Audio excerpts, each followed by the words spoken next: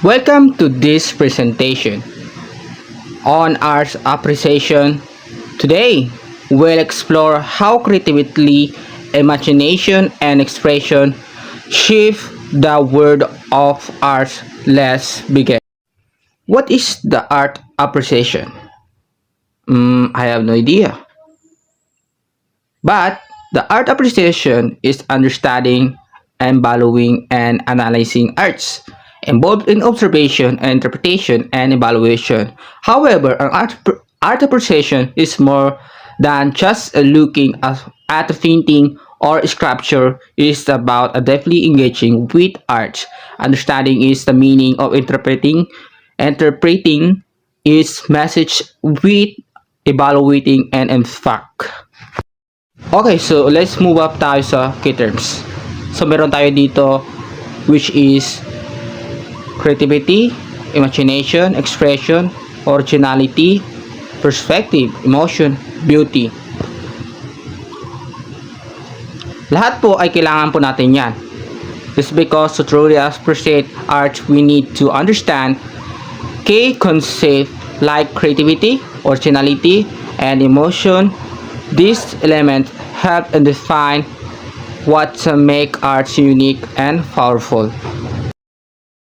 According sa dalawang thinker na philosopher, which is si Jean-Paul Sartre at si Robin George and Collingwood, Sartre ay naniniwala na ang sining ay isang anyo na malayang nagpapahayag ng may tungkulin na hamunin ang lipunan.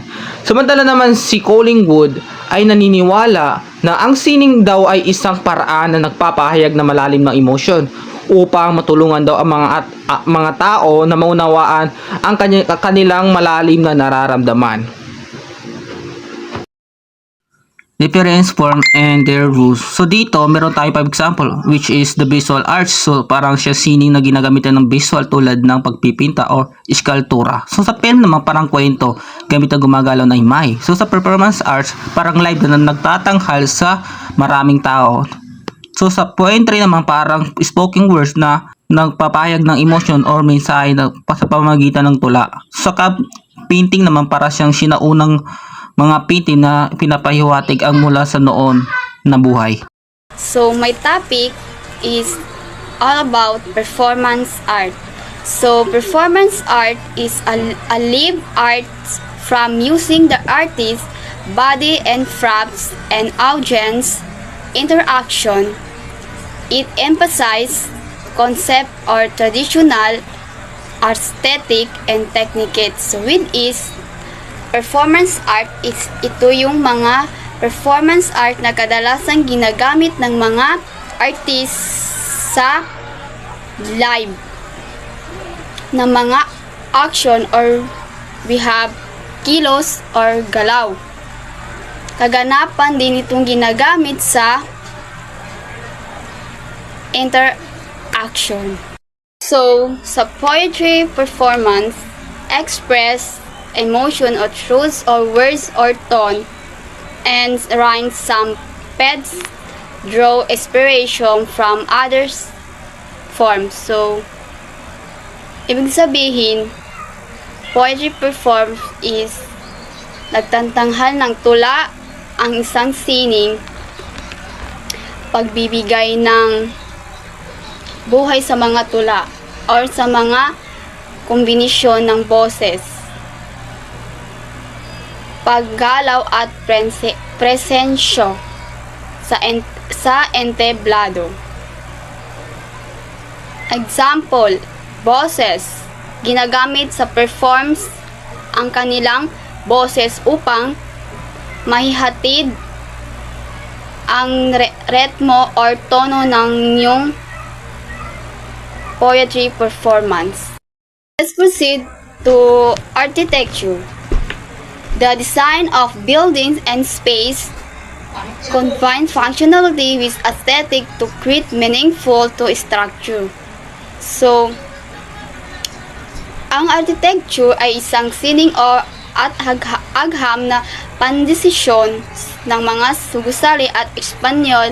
Ito ay isang larangan nagsasama ng pagmalikha at technical at kadalalubahasan upang lumika ng mga istruktura na parehong gumaganap at kaaya-aya sa mga mata. Halimbawa, classical. So, classical nilarawan sa pamamagitan ng sementerya o balanse at mga geometric na anyo. So, gotiko, kilala sa mga tulis na also mataas na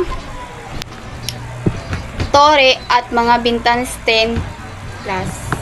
So, next is theater. So, theater, a live performance art involving actors, script, and stage elements. Genres include drama, tragedy, comedy, and improvisation. So, ang theater ay isang makapangyarihang anyo ng isang sining na nagsasama ng pagkukwento, pag-aarte or musika or sayaw at iba pang visual na disensyo upang lumikha ng mga nakakaindyong madla, at ito ay isang pagkikipagtulungan sining at kinasisangkutan ng mga actors o director, technical at marami pang iba.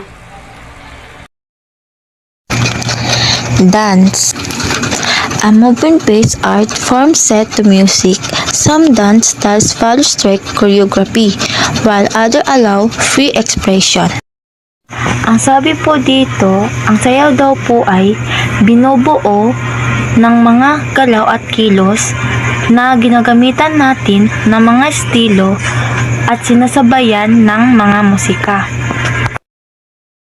Literary art uses written words to tell stories, share emotions, or communicate ideas. Examples include poetry, novels, and plays.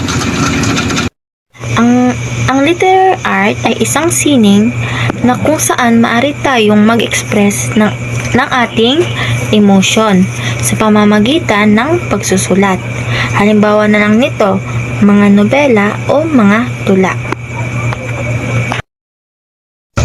Film. A storytelling medium using moving images. Elements include cinematography, editing, sound, and special effects. From the word itself, storytelling, ito naman yung pagbuo natin ng mga storya o eksena. So sa paggawa nito, magagamitan natin ito ng mga editing, paglagay ng musika, at pagdagdag ng special effect na makakaganda sa ginagawa nating film. So, ang halimbawa nito ay yung role-playing. Okay, proceed tayo sa applied art. So dito meron tayo ditong blind art with functionality for daily use. Including dito ang industrial, disig, at fashion, at graphic na disig. So ito ay isang type na arts na may practical use sa daily life. Kasama din dito ang fashion na disig o interior na disig. Sa industrial na disig ay graphic na disig ay hindi lang ito about aesthetic na, pero pati rin ang functionality ay kaya gamitin ito para gumawa ng useful na visually na appealing product.